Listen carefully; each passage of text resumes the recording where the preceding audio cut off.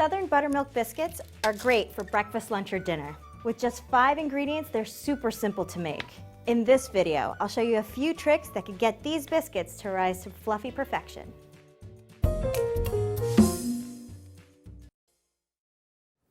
All cooks have an Achilles heel. For me, it was biscuits.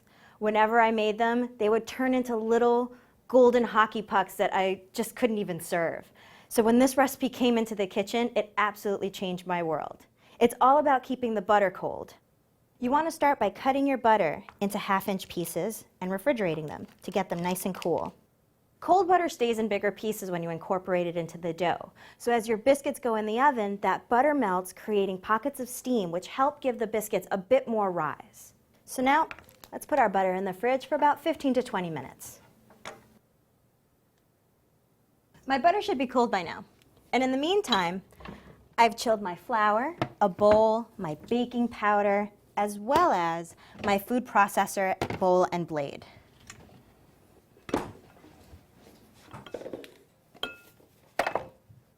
We're using white lily flour, which is a lower protein flour made from soft winter wheat. It's regularly found in the South, but you could also get it online. And if you can't find it, all-purpose flour is fine too. Just added baking powder, some salt.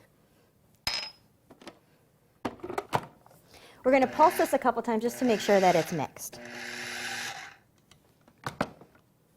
Now we add our butter.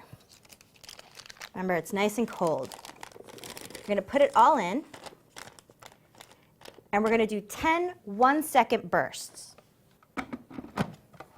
1 Mississippi, 2 Mississippi, 3 Mississippi, 4 Mississippi, 9 Mississippi, 10 Mississippi.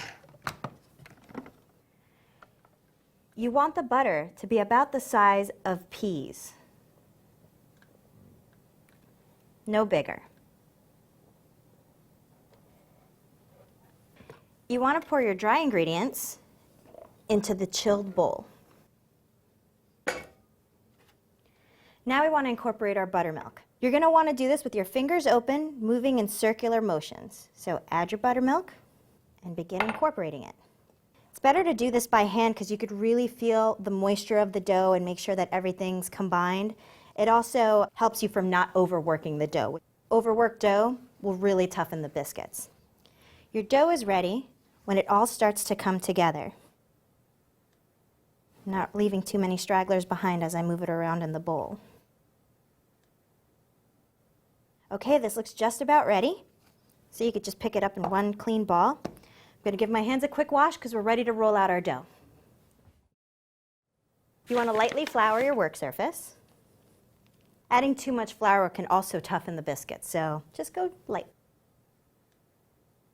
Put your dough on the counter. You want to pat and roll it out into a square that's about 1 inch thick.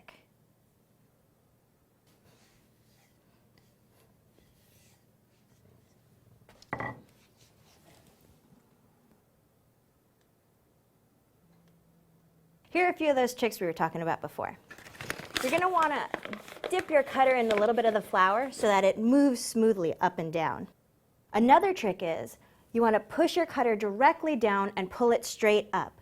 Don't twist. You want to cut out as many as you can on this first go and place them on your baking sheet.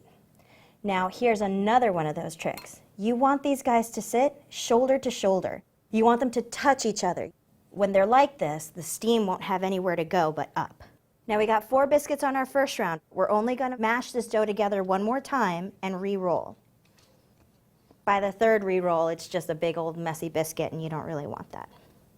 And once again, pat it and roll it until you get a 1 inch thick square.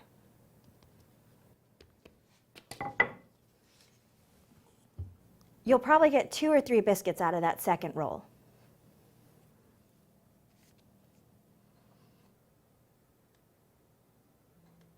Now we're going to brush these with a little buttermilk to help their color. You could still see those big chunks of butter that we were talking about before. Bake your biscuits until they're golden brown for about 20 to 25 minutes. Once your biscuits come out of the oven, just brush them with a little bit of melted butter. Oh, that smells so good. Now let's take a peek inside.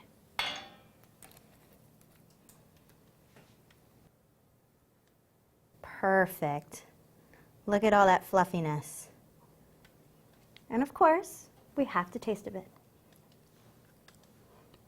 Nice and fluffy, with a hint of tang from that buttermilk. These can't be beat.